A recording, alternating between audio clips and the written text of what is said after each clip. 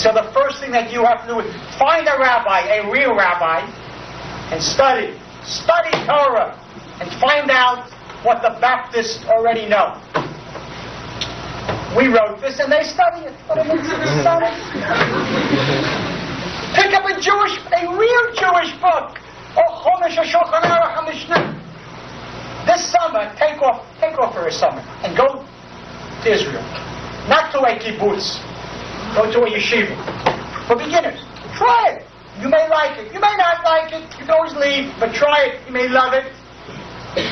And see what your Zaydis and Bubbies once knew and why we are special. And are we special? You think a people wanders the earth for 2,000 years? We wandered from country to country and we survived. You think that that's an ordinary thing? Crusades and Inquisition, the pogroms and Auschwitz, and we survived.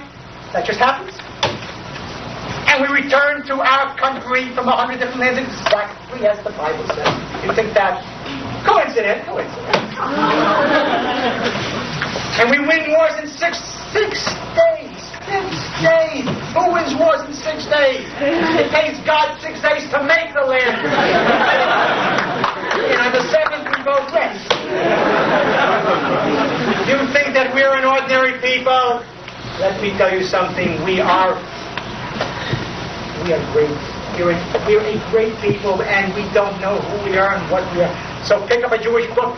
Go to a yeshiva for a summer. Study it, learn it, enjoy it, drink from it. And when the summer's over, write to your parents and say, I decided to stay for a year. They may not be happy. All right, you usually don't do so many things to make them happy.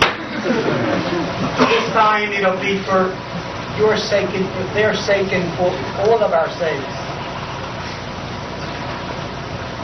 Go home. Get married there. Have many, many babies. Every Jewish baby is a diamond, a jewel, a gem, a chain, a link in the future. You don't have to be doctors. A Jew does not have to be an attorney.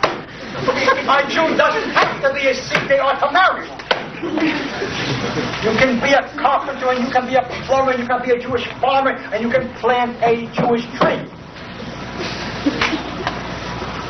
And you can go and join a new settlement where nothing grew and begin to make it grow. And someday, when you are grandparents and you sit with your Sabra grandchildren and you tell them, I remember there was nothing here. And your grandchildren will look at you and say, Jesus, what a grandfather. That's nachas, that's joy. That's what life is all about. Life is a challenge, life is greatness, and to be Jewish is greatness. One final point, don't be afraid. What the nations say, what the Reagans say, the Jewish people didn't survive for 4,000 years to go under because of Ronald Reagan. There is a God, and believe in Him. We've seen is the beginning of the redemption of the Jewish people.